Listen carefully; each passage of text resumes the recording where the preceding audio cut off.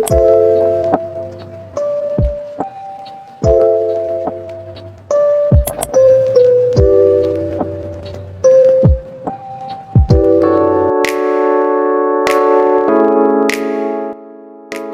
warahmatullahi wabarakatuh.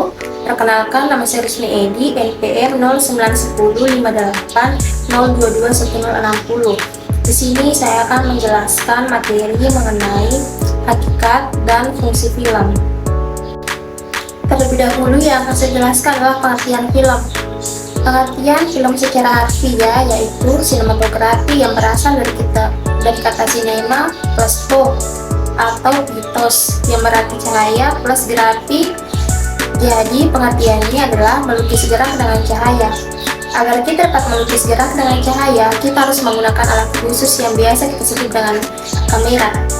Adapun definisi film menurut Undang-Undang Nomor 8 Tahun 1992 adalah karya cipta seni dan budaya yang merupakan media komunikasi masa pandang dengar yang dibuat berdasarkan asas sinematografi dengan direkam pada pita seluloid, pita video, piringan video, atau bahan hasil penemuan teknologi lainnya dalam segala bentuk, jenis, dan ukuran melalui proses kimiawi atau proses elektronik.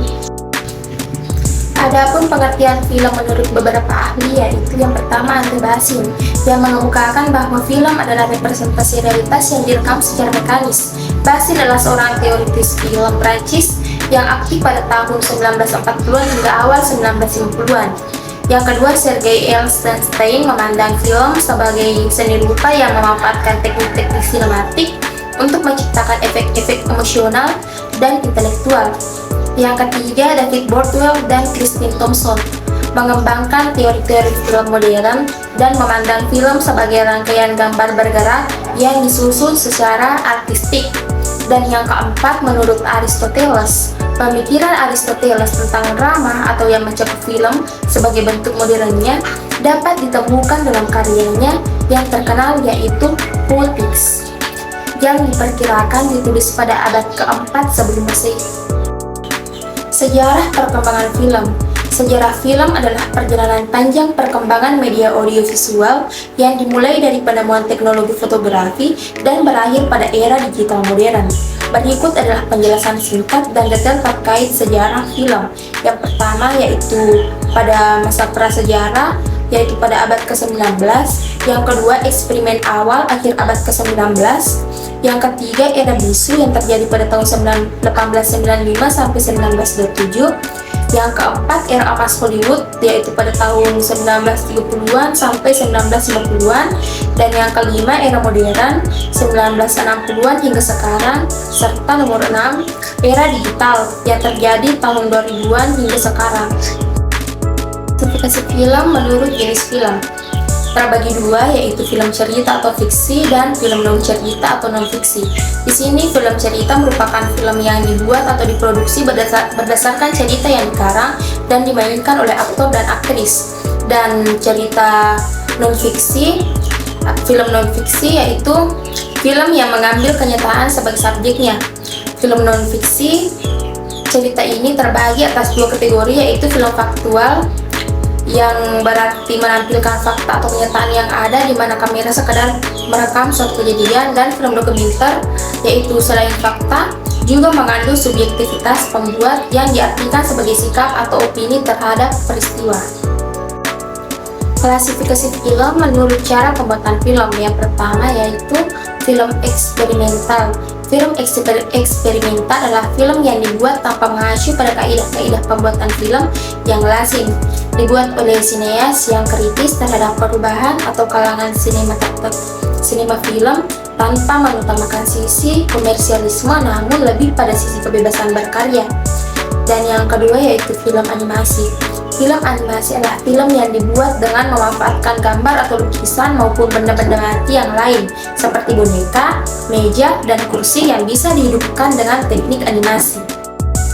Klasifikasi film menurut tema film genre terbagi menjadi 5. Yang pertama, drama, menekankan pada sisi human interest yang bertujuan mengajak penonton untuk merasakan kejadian yang dialami tokohnya.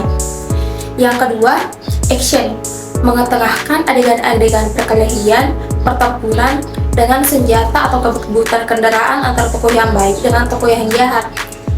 Yang ketiga, komedi, mengetengahkan tontonan yang membuat penonton tersenyum atau bahkan tertawa terbahak-bahak. Yang keempat, tragedi, mengetengahkan kondisi atau nasib yang dialami oleh tokoh utama pada film tersebut. Yang kelima, horor, menampilkan adegan-adegan yang menyeramkan hingga membuat penonton merasa takut, merinding karena perasaan takutnya. Pengertian film mainstream. Istilah film mainstream ditujukan kepada film-film yang diproduksi oleh studio-studio besar yang bertujuan menghibur masyarakat dengan meraup keuntungan sebesar-besarnya dan biasanya berdurasi panjang antara 90 hingga 100 menit. Film-film mainstream lebih dianggap barang dagangan atau industri ketimbang sebagai sebuah karya seni. Karakter dalam film mainstream terbagi menjadi dua, yaitu non-teknis dan teknis, di mana teknis ini terdiri dari ide atau tema-tema yang sedang populer di masyarakat karena bertujuan komersial, umumnya mengangkat kisah heroik dan percintaan. Alur ceritanya dibagi menjadi 4 bagian, yaitu pembuka, tengah, klimaks, dan bab penutup. Adapun karakter teknis pada film mainstream. Secara teknis, karakter film mainstream adalah yang pertama, menggunakan bahan seluloid minimal film 35 mm agar dapat diputar di bioskop. Yang kedua, menggunakan jaringan kerjasama yang jelas atau luas, baik pada saat praproduksi. Yang ketiga, modal atau dana disediakan oleh orang atau instansi tertentu yang berposisi sebagai produser. Yang keempat, menggunakan sistem bintang. Maksudnya, pemeran film sudah dikenal oleh masyarakat atau public figure dengan tujuan menarik minat penonton. Yang kelima, ada proses sensor dari lembaga perfilman yang terkait dengan tujuan menyaring bagian film yang dianggap tidak baik untuk dikonsumsi masyarakat umum. Pelaku industri film. Pelaku industri film yaitu produser, sutradara, penulis skenario, penata fotografi, penyunting, penata artistik, pemeran, dan publicity manager. Film independen atau film indie. Film indie adalah film yang diproduksi dan didistribusikan tanpa mengikuti kaidah perfilman yang telah baku atau konvensional. Film independen di Indonesia. Film indie di Indonesia muncul sebagai alat komunikasi suatu komunitas atau individu untuk berekspresi. Faktor-faktor lain yang mendorong gairah pembuatan film-film indie di Indonesia sama dengan yang terjadi di negara-negara lain di Asia, yaitu tidak tersedianya media untuk berekspresi. Galih Nugroho berpikir merdeka dan berkarya mandiri. Kompas, Minggu 9 Juni 2002. Karakter film independen. Film indie umumnya menawarkan tema-tema yang beragam, yang tidak ditemui di film-film pada umumnya yang cenderung latah dan mengekor film-film yang telah sukses. Tema-tema sederhana yang justru dengan kesederhanaannya dapat menembus kesederhanaan yang luput dari perhatian masyarakat. Apresiasi film. Dalam hubungan dengan film, kata apresiasi mengandung pengertian memahami, menikmati, dan menghargai, di mana terbagi menjadi dua, yaitu nilai-nilai apresiasi dan tahapan apresiasi. Nilai-nilai apresiasi yaitu nilai hiburan, nilai pendidikan, dan nilai artistik. Tahapan apresiasi yaitu pemahaman, penikmatan, dan penghargaan. Perbedaan seni peran film dengan seni teater. Film atau drama atau sandiwara adalah film yang tidak memerlukan pengucapan vokal yang cukup kuat karena diperkuat atau diambil oleh mikrofon. Yang pertama, emosi tidak perlu kuat karena akan diperkuat oleh kamera yang mengambilnya secara short shot atau close up. Yang kedua, make up cukup tipis karena akan diperkuat oleh kamera. Yang ketiga, pengambilan adegan yang secara parsial atau sebagian-sebagian yang dipotong-potong menjadi sangat pendek-pendek sesuai dengan yang akan diceritakan, sehingga adegan yang salah bisa diulang-ulang hingga mencapai seperti yang dikehendaki oleh sutradara. Sedangkan teater, yang pertama pengucapan vokal harus sangat kuat karena Penampilan dilakukan di atas panggung dan vokal harus terdengar hingga penonton di barisan yang paling belakang.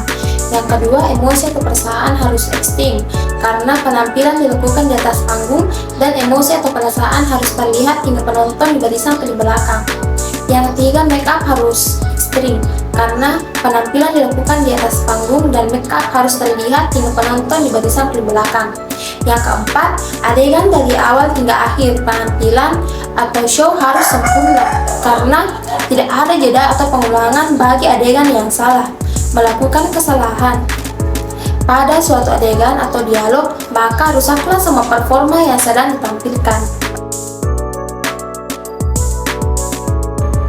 Itu saja materi yang sempat saya jelaskan. Bila ada kesalahan, mohon dimaafkan. Terima kasih.